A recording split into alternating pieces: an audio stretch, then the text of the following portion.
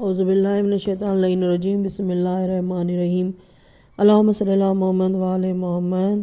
ناظرین، میری ویڈیو اچھی لگے تو لائک و سبسکرائب کر لیں۔ عزیز مصر کے نام حضرت یعقوب علیہ السلام کا خط۔ حضرت یعقوب علیہ السلام حضرت یوسف علیہ السلام کو تو عرصہ دراز سے رو ہی رہے تھے کہ اب بنیامین کو بھی رونا پڑا۔ روتے روتے ایک دن اپنے ایک پوتے فارس بن یہودہ کو بلا کر عزیز مصر کے نام ایک خط لکھوایا، جس میں تحریر کرایا کہ مجھے آپ کے اخلاق کریمانہ کی اطلاع ملی ہے۔ میں آپ سے یہ کہنا چاہتا ہوں کہ ہم لوگ اکثر ابتلا کے منزل میں رہے ہیں۔ ہمارے ہی دادا ابراہیم علیہ السلام تھے، جس کو دست دستہ پا آگ میں ڈالا گیا تھا۔ خدا نے ان کے لیے آگ کو گلزار بنا دیا تھا۔ اے عزیز مصر، میں سے ابتلا میں مبتلا ہوں کہ میری ایک فرزند تھا جس کا نام یوسف تھا، جو میری بہترین اولاد تھا، جس پر میں دل و جان سے قربان تھا۔ اسے میرے بیٹے ایک دن جنگل کی طرف مجھے مجبور کر کے لے گئے اور نہ جانے اسے کیا کیا، واپس آ کر جواب دے دیا کہ یوسف کو بھیڑیا کھا گیا ہے۔ اے عزیز، اس کی جدائی نے میری کمر توڑ دی ہے، میری آنکھوں کا نور زائل کر دیا ہے، دنیا تاریک ہو چکی ہے، زندگی سے عاجز ہو چکا ہوں۔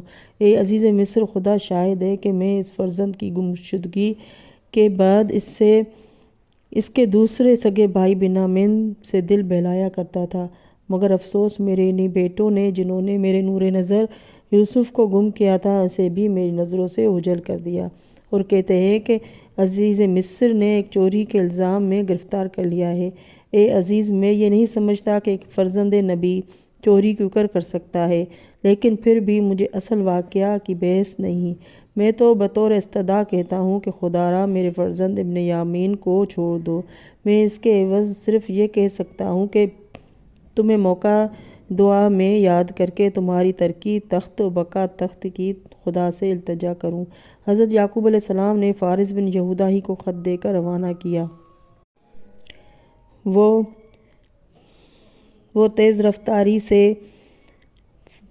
کے ساتھ مصر جا رہے تھے کہ جب مصر پہنچ گئے تو مناسب موقع سے حضرت یوسف علیہ السلام کے سامنے پیش ہو گئے۔ حضرت یوسف علیہ السلام نے جو ہی خط پڑھا، آنکھوں سے اشک جاری ہو گئے۔ فوراً خط کے جواب میں تحریر کیا کہ آپ قدرے صبر فرمائیں، انشاءاللہ بہت جلد آپ کی مراد حاصل ہو جائے گی۔ حضرت یوسف علیہ السلام نے خط کا جواب تحریر کر کے فارس بن یہودہ کو کافی احتیاط دے کر جلد سے جلد کنعان پہنچنے کی ہدایت کی۔ حضرت یعقوب علیہ السلام نے خط پڑھ کر دل میں تسلی محسوس کی اور زبان سے کہا، خط کا جو انداز ہے وہ نبوت کی طرف غمازی کرتا ہے۔ حضرت یعقوب علیہ السلام چونکہ عزیز مصر کے خط سے بہت زیادہ مطمئن ہو گئے تھے، لہٰذا انہوں نے اپنے بیٹوں سے کہا کہ تم لوگ پھر ایک بار مصر جاؤ، کچھ غلہ بھی لاؤ اور اپنے بھائی بنیامین کو بھی لانے کی صحیح کرو۔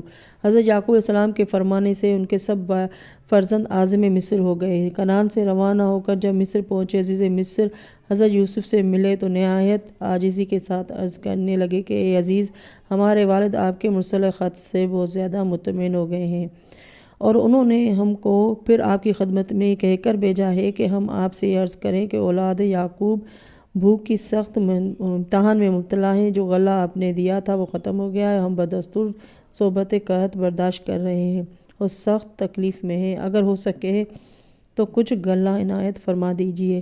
ہم معاوضہ اور قیمت کے طور پر ریشم، چمڑا، گھی وغیرہ اپنے ہمراہ لائے ہیں۔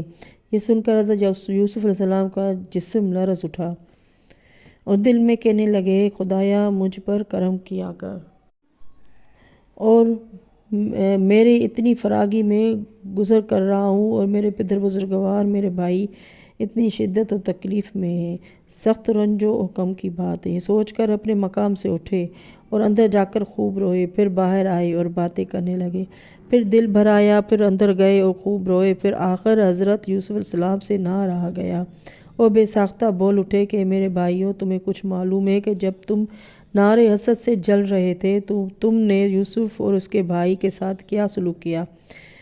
پھر اس پر وہ لوگ چونکے اور کہنے لگے کہ ہائے، کیا تم ہی یوسف ہو؟ حضرت یوسف علیہ السلام نے کہا، ہاں میں ہی یوسف ہوں اور یہ میرا بھائی ہے۔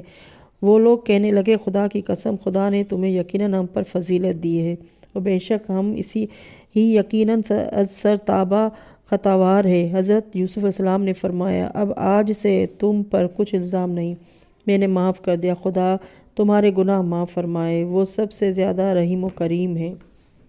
اللہم صلی علی محمد وعلی محمد۔ ناظرین، میری ویڈیو اچھی لگے تو لائک اور سبسکرائب کر لیں۔